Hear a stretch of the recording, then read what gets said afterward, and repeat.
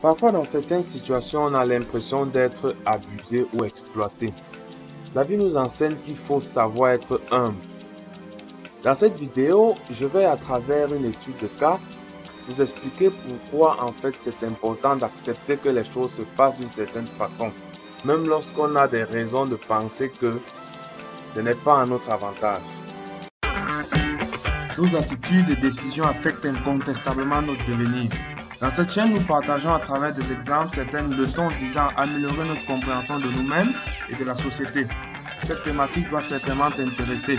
N'hésite donc pas à donner ton avis sur cette vidéo à travers tes commentaires car personne n'a le mot d'emploi de la vie. Tu peux aussi cliquer sur j'aime, t'abonner à la chaîne et activer la cloche de notification pour être parmi les premiers à découvrir chaque nouvelle vidéo qui sera publiée. Imaginez que vous venez d'être recruté dans une entreprise. Vous êtes par exemple ingénieur. Vous êtes affecté à un poste de travail. Alors, ce qui peut arriver et qui arrive généralement, c'est que si vous êtes très compétent, vous êtes très bon dans votre travail, vous êtes sollicité par tous vos collègues, parfois par d'autres collègues qui ne sont pas directement dans la même unité de travail que vous. Donc, en clair, ça veut dire quoi? Vous pouvez vous faire solliciter par d'autres collègues pour faire des tâches qui ne sont pas directement liées à votre travail. En général, pour un jeune ingénieur qui vient d'être recruté, il est content. Il prend ça comme une marque d'estime et de confiance envers sa personne. Mais au bout d'un moment, il a l'impression de se faire exploiter et abuser. Il se dit, je suis payé pour faire le travail d'une seule personne. Alors, pourquoi chaque fois on me sollicite pour faire d'autres choses? Pourquoi il se rend compte en fait qu'il est victime de sa célébrité? Il est victime en fait de son intelligence. Parce qu'il est intelligent, parce qu'il sait faire les choses vite. Il est sollicité par ses collègues, il est sollicité par tout le monde. C'est comme cela qu'il se retrouve en train de faire des rapports de réunion, se retrouve en train de participer à des commissions de travail pour des activités qui ne le concernent pas directement. Face à cette situation, vous pourrez être tenté de dire « Ok, il faudrait que je mette fin à cela. J'ai été recruté ici pour faire un travail précis et je vais m'en tenir à mon travail. Je n'ai pas besoin de faire les autres travaux, c'est juste de l'abus. On abuse de moi. » Ça, ce serait la façon classique de réagir.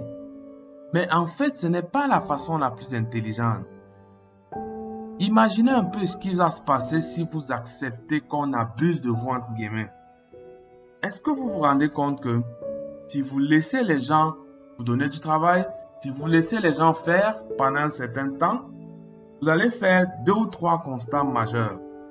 Le premier constat que vous allez faire, c'est que vous connaîtrez déjà l'entreprise.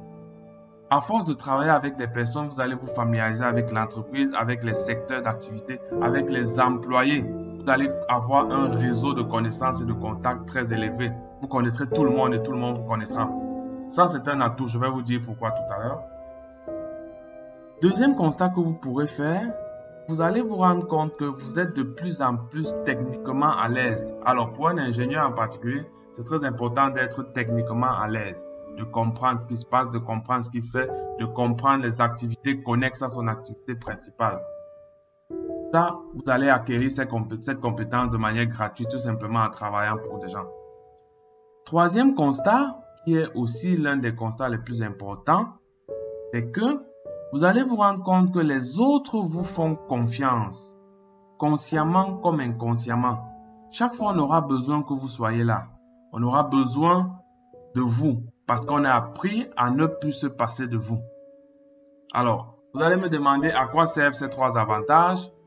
Eh bien, en général, toute personne qui travaille dans une entreprise aspire à évoluer, aspire à gravir des échelons. Mais, sur quoi pensez-vous qu'on s'appuiera pour vous donner une augmentation de salaire ou une progression? Alors, quelqu'un qui a pris le temps de se familiariser avec toute l'entreprise, il maîtrise les personnes, il maîtrise le travail, on lui fait confiance.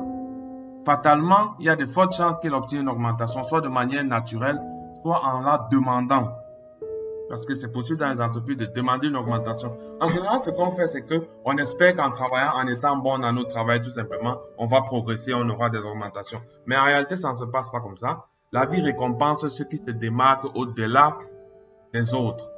Donc, acceptez donc qu'on vous donne du travail, acceptez de faire des choses qui ne vous plaisent pas. En fait, vous donne les connaissances et les compétences pour pouvoir mieux vous vendre.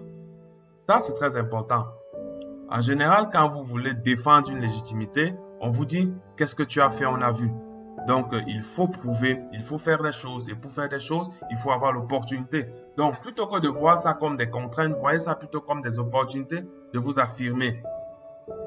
Alors, c'est important de préciser une chose, parce que ça dépend des personnes.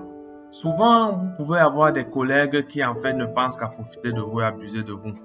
Et là, il faut savoir quand est-ce qu'il faut s'arrêter. Ce que je dis, c'est que il ne faut pas mal prendre au début le fait qu'on veuille vous utiliser pour faire autre chose que votre travail. Sauf que vous devez le faire de manière stratégique.